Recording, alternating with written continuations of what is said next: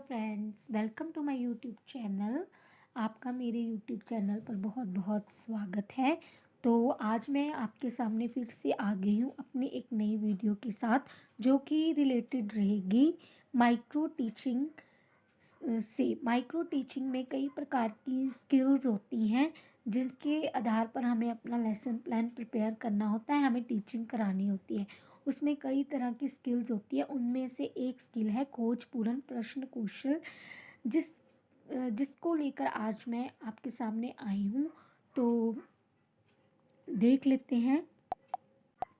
खोज पूर्ण प्रश्न कौशल, ये इसका मीनिंग क्या है? क्वेश्चनिंग स्किल, खोजक प्रश्न कौशल, खोज पूर्ण प्रश्न कौशल, प्रोविंग क्वेश्चनिंग स्किल, अनुशीलन प्रश्न कौशल।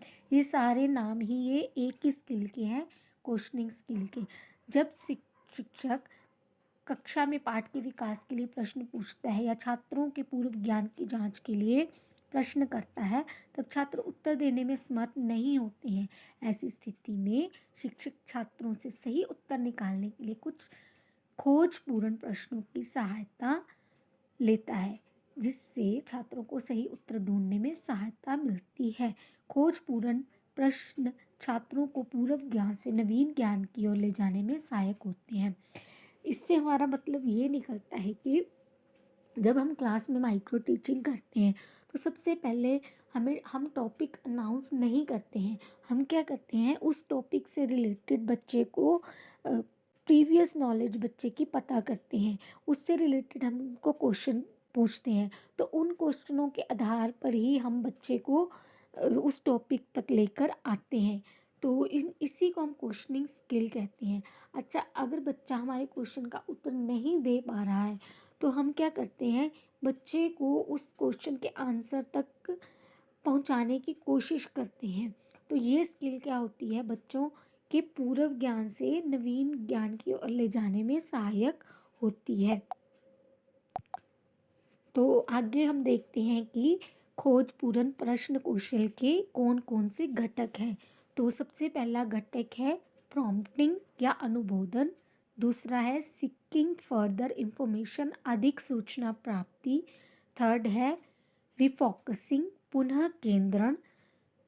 फोर्थ है रीडायरेक्टिंग, पुनः निर्देशन। लास्ट है इंक्रीजिंग क्रिटिकल अवेयरनेस, आलोचनात्मक सजगता में वृद्धि। ये तो कुछ कंपोनेंट्स थे जो कि इस स्किल में हम यूज़ करते हैं। तो हम एक एक करके इनको अब मैं आपके सामने एक्सप्लेन करूँगी। तो सबसे पहला है प्रॉम्प्टिंग। प्रॉम्प्टिंग में क्या होता है, अनुबोधन। इसमें क्या होता है, अगर बच्चा उत्तर नहीं दे पा रहा है आपके क्वेश्चन का, तो आप उससे ऐसे ऐसे सवाल करेंगे जिससे कि बच्चा अपने उत्तर तक पहुंच जाए। बच्चे को उत्तर तक हमें लाना है। कैसे लाना है, हम ऐसे ऐसे उससे सवाल करेंगे जिससे कि वो उस उत्तर तक खुद ही पहुंच जाएंगे। तो क्वेश्चन आंसर करते समय हम इस स्किल का यूज़ करते हैं। तो सेकंड है सीकिंग फर्दर इंफॉर्मेशन, अधिक सूचना प्राप्ति। इससे हमारा मतलब है कि अगर बच्चे ने थोड़ा सा जवाब दिया, मतलब वो पूरा जवाब नहीं दे पा रहा है, जवाब के वो आस पास ही है, तो हमें उसे जब पूरा जवाब देने के लिए प्रेरित करना है। तो उससे हमें उत्तर निकलवाना है।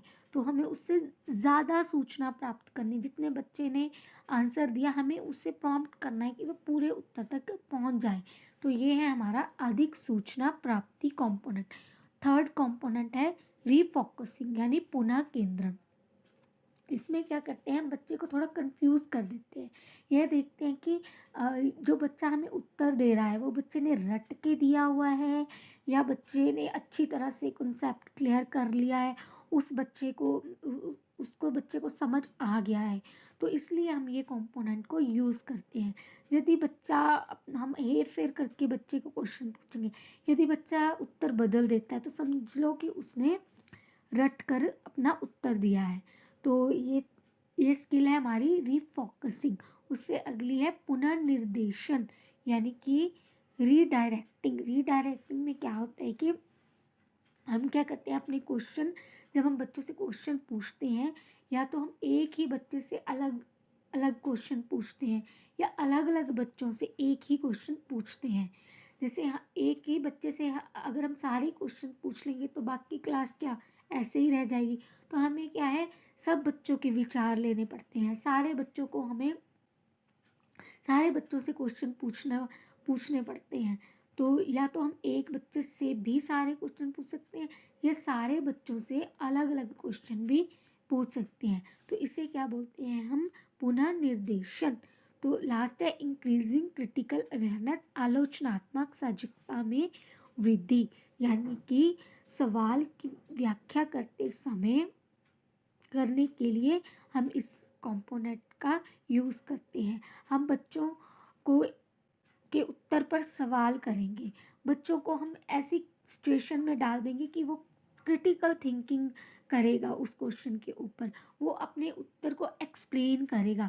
तो उसके लिए हम क्रिटिकल थिंकिंग उसकी इम्प्रूव करने की कोशिश करते हैं। उसमें क्या होता है, क्रिटिकल थिंकिंग इम्प्रूव करने की पावर जैसी आ जाती है बच्चे में। जब हम बच्चे को बोलते हैं कि वो क्यों ऐसा हुआ, अगर कोई बच्चा आंसर दे रहा है तो जैसे हम मान लो बच्चे से पूछेंगे कि मतलब कि भारत में कौन कौन सी प्रमुख नदियां हैं, तो बच्चा बोलेगा कि गंगा यमुना ये वो। तो हम उससे पूछेंगे कि गंगा क्यों पवित्र नदी है, तो बच्चा उसको सोचेगा और एक्सप्लेन करेगा। तो ये है हमारी आलोचनात्मक सजगता में वृद्धि। फ्रेंड्स, ये तो थे हमारे components of probing questioning skill के। तो आपको अगर वीडियो पसंद आई हो तो please do like share and subscribe my channel.